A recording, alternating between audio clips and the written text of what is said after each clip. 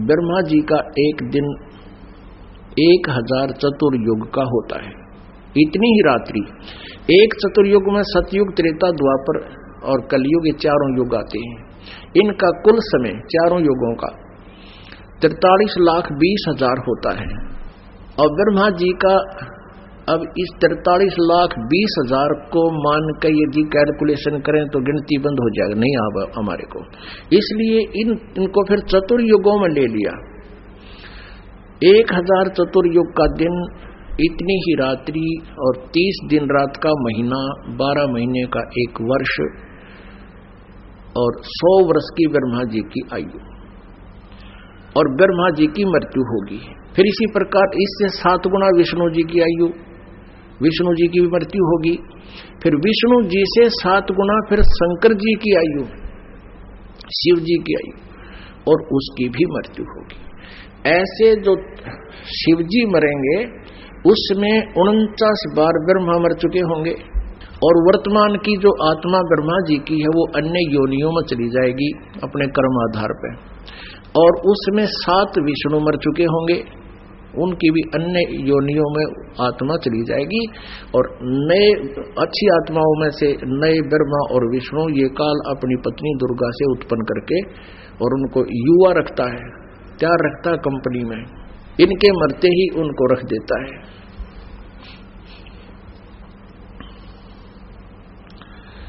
और फिर 49 बार विष्णु की मृत्यु के बाद एक तमोगुण शिव की मृत्यु होगी, काल के पुत्र शिव की मृत्यु होगी। और उस ऐसे 70,000 बार शिव की मृत्यु के उपरांत एक ब्रह्मांड का विनाश होगा, और इस सरपुरुष यानी इनके पिता इस काल रूपी ब्रह्म की मृत्यु होगी। अब ये कहता चौथे अध्याय के 9वें श्लोक में गीता जी में कि मेरे कर्म और जन्म अलौकिक है। अब ये कैसे जन्म अलौकिक है? यहां मृत्यु होगी, मरते समय पूरे ब्रह्मांड में आग लगेगी, और दुर्गा भी मरेगी और ये भी मरेगा, और सबके शरीर ऐसे जलेंगे क्योंकि इनका शरीर हमारे से काफी मजबूत मटेरियल का है। तो उसमें 11 सूर्य और आ जाएंगे, सौर मंडल में घूमते घूमते एकदम इकट्ठे हो जाएंगे। एक का सूर्य की कितनी होती है, और 11 सूर्य और बिल्कुल निकट आ जाएंगे। उसमें इतनी भयंकर आग लगेगी जो पटाखे से फूटेंगे, सब पृथ्वी ये सभी तत्व नाश में आएंगे। केवल उसमें इनका शरीर भी काल का यानी सरपुरुष का और दुर्गा का शरीर भी बुरी तरह जलेगा, ये भी हाहाकार मचाएंगे, बहुत बुरा हाल, बुरी तरह रोएंगे। परमेश्वर के विधान अनुसार ये दोबारा सभी प्राणी, जीवात्मा किसी की नहीं मरती, दूसरे ब्रह्मांड में चले जाते हैं। 21 ब्रह्मांड है इसके पास, और वहां इन दोनों का वहां जाते ही परमात्मा का विधान है, पूर्ण परमात्मा ने विधान बनाया है, वहां जाते ही इन दोनों का युवा शरीर पुनः मिल जाता है, दुर्गा और इस काल का।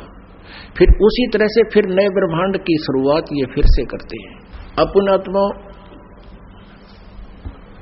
अब ये इसकी जन्म मृत्यु का पता लगा सरपुरुष। अब अक्षर पुरुष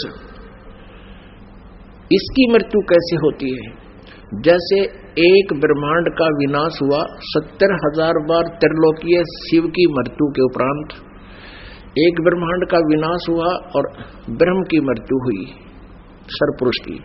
ये एक युग माना जाता है किसका? अक्षर पुरुष का, एक युग। और ऐसे 1000 युग का दिन, इतनी ही रात्रि, इसमें चतुर्युग नहीं आता। ब्रह्मा जी की आयु कैलकुलेशन में चतुर्युग है, और अक्षर पुरुष की आयु की जो गणना करते हैं इसमें चतुर्युग नहीं है, ओनली युग है। 1000 युग का दिन, इतनी ही रात्रि। और इसका प्रमाण कहां लिखा है? गीता जी अध्याय नंबर 8 के श्लोक नंबर 17 में। उसमें चतुर्युग नहीं है मूल पाठ में।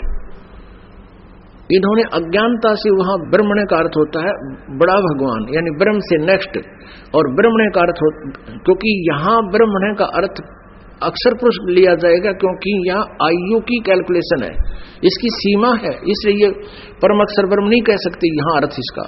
और वहां 17वें अध्याय के 23वें श्लोक में वो परम अक्षर ब्रह्म उस पूर्ण परमात्मा के लिए ये ब्रह्म ने शब्द प्रयोग होता है। तो अनुवादकर्ताओं ने 8वें अध्याय के 17वें श्लोक में ये भी यहाँ भी गलती कर रखी है, चतुर्युग लिख दिया और ब्रह्मा की आयु बता दी। नहीं, अब 1000 युग जो बनते हैं ऐसे एक ब्रह्मांड के विनाश में और एक काल की मृत्यु होती है सरपुरुष की, वो एक युग बना अक्षर पुरुष का। और ऐसे 1000 युग का दिन, इतनी ही रात्रि, ऐसे 30 दिन रात का एक महीना, 12 महीने का वर्ष, और इस प्रकार बने हुए 100 वर्ष की आयु है इस अक्षर पुरुष की। अब इसको अक्षर पुरुष को अविनाशी इसलिए कर जो इतनी लंबी उम्र, इसलिए गीता जी अध्याय नंबर 15 के श्लोक नंबर 17 में कहा कि उत्तम पुरुष तो अन्य परमात्मा इति उदाहरते, ये लोकतर अविश्य विवर्ती अव्यश्वर है, वो अविनाशी परमेश्वर है जिसकी कभी मृत्यु नहीं होती, जिसकी आयु की कोई सीमा नहीं है। इसलिए गीता जी अध्याय नंबर 18 के श्लोक नंबर 62 और 66 में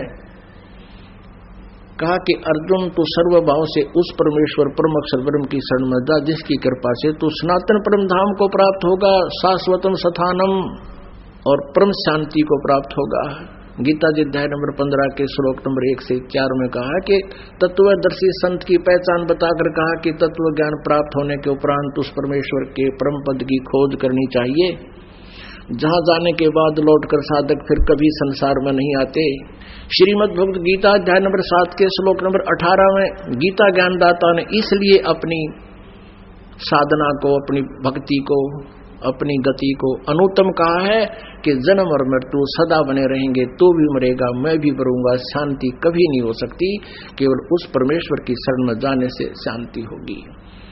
अब परमात्मा अपनी सच्चिदानंद घन ब्रह्म की वाणी में कहते हैं, एती उम्र बुलंद मरेगा अंतरे, क्योंकि सतगुरु लगे न कान न भेटे वो संतरे। एती उम्र बुलंद मरेगा अंतरे, सतगुरु लगे न कान न भेटे वो संतरे। अब क्या बताते हैं, इतनी लंबी लंबी आयु भी हो जाती है तो भी मृत्यु होगी, अंत में तुम्हारा नाश होगा। कारण क्या है कि सतगुरु मिले ना तो सतगुरु मिले ना भेंटे वो संतरे। कौन से संत? सतगुरु कौन? सतगुरु सोए सत शब्द बतावे, और गुरु कुछ काम न आवे। सत शब्द जो सच्चा नाम सच्ची साधना बताता वो सतगुरु। और न भेटे वो संत रे, तत्वदर्शी संत नहीं मिले जो चौथे अध्याय के 34वें श्लोक में प्रमाण है, जिनके विषय में जिस कारण से इतनी लंबी उम्र होकर भी तुम्हारी जन्म और मृत्यु अशांति सदा बनी रहेगी। इसलिए परमेश्वर ने कहा कि समझा है तो सर धर पाओ, बोर नहीं रे ऐसा दाओ। बोलो सतगुरुदेव।